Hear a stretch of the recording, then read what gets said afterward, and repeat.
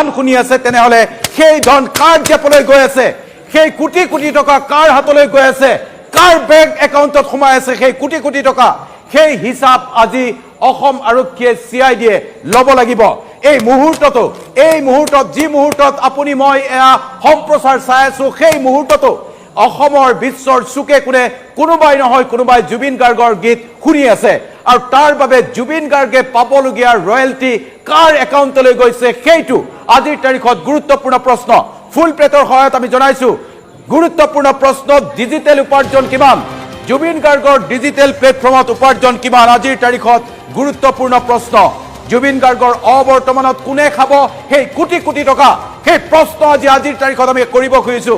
জুবিনৰ ৰয়েলটিৰ ধন গৰিমাই নাপাব আটাইতকৈ দুখৰ কথা জুবিনৰ ৰয়েলটিৰ ধন নাপাব মৃত্যুৰ পূৰ্বে জুবিনৰ ৰয়েলটিৰ মালিকীস্বত্ব লৈ থৈছিল সিদ্ধাৰ্থই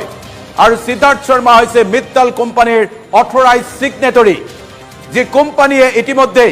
স্পটিফাই গানা জিঅ' সাৱনকে ধৰি এইবোৰ প্লেটফৰ্মত জুবিন গাৰ্গৰ হাজাৰ হাজাৰ গান দি থৈছে কোটিৰ ঘৰত উপাৰ্জিত ধন কেনেকৈ কাৰ একাউণ্টত সোমাইছে সেই প্ৰশ্ন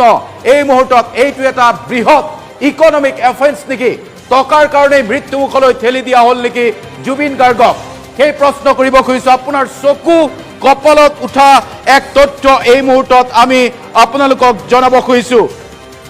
চকু কপালত উঠা তথ্য এয়া দেখুৱাইছো স্পটিফাই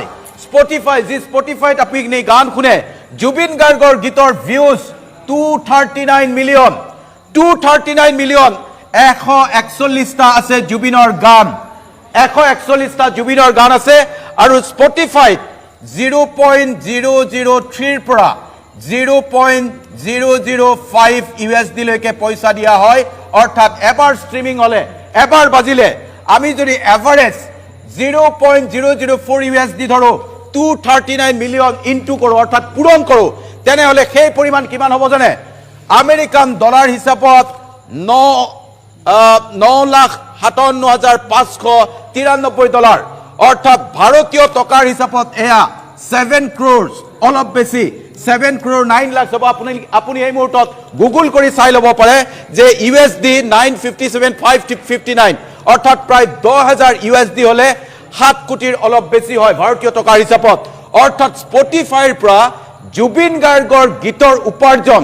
এই 7 কোটি টকাৰ কম নহয় জুবিন গাৰ্গৰ এটা ইউটিউব একাউণ্ট আছে আৰু সেই ইউটিউব একাউণ্টত প্ৰায় 7 লাখৰ বেছি আছে ফলোৱাৰ আৰু আচৰিত কথাটো কি জানেনে জুবিন গাৰ্গৰ ইউটিউব একাউণ্টৰ ভিউজ কিমান জানে 294.2 মিলিয়ন ভিউজ ইউটিউবৰ হিচাপটো যদি আপুনি কৰে তাতো কোটিৰ ঘৰত ধন উপাৰ্জন হৈছে জুবিন গাৰ্গৰ একাউণ্টত এয়া হ'ল স্পটিফাই আৰু ইউটিউব মিলাই আপুনি 8 কোটি টকা প্ৰায় উপাৰ্জন হৈছে জুবিন গাৰ্গৰ ডিজিটেল দুটা প্লেটফৰ্মৰ কথা কৈছো মাত্ৰ দুটা প্লেটফৰ্মত জুবিন গাৰ্গৰ উপাৰ্জন প্ৰায় 8 কোটি টকা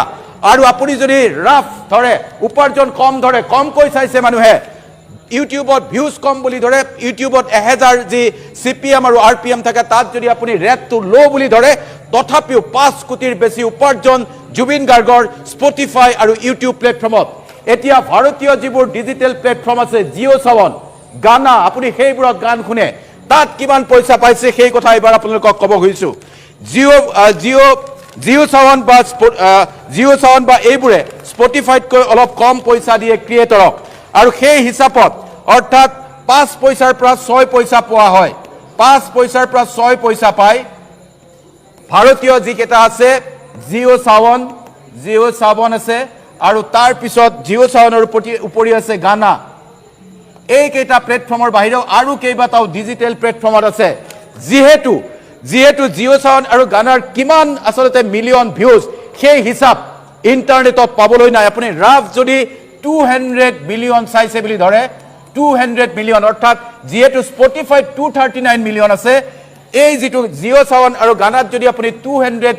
মিলিয়নে চোৱা বুলি ধৰে আৰু যদি এটা ষ্ট্ৰিমিঙত অৰ্থাৎ এবাৰ শুনিলে 5 পইচাৰ পৰা 6 পইচা আমি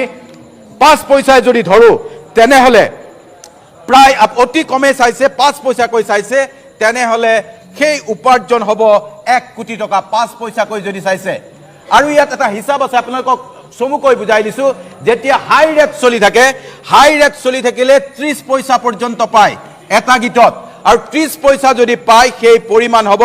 30 পইচা পালে 3 কোটিৰ পৰা 4.2 কোটি টকা উপাৰ্জন হ'ব জিঅ' সাৱন আৰু গানাৰ পৰা আজি আমি 5 দিন 6 দিন কান্দি আছো জিঅ' সাৱন বা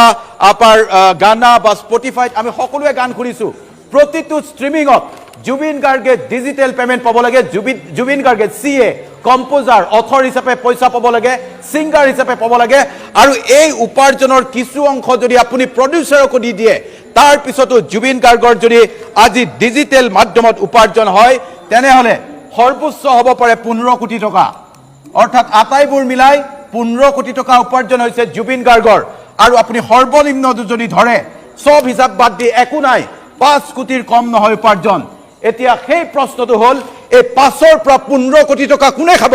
গৰিমা শইকীয়া গাৰ্গে যে এই পইচা নাপায় তাৰ ব্যৱস্থা ইতিমধ্যে সিদ্ধাৰ্থ শৰ্মা মিত্তলৰ দৰে লোকে কৰি থৈ দিছে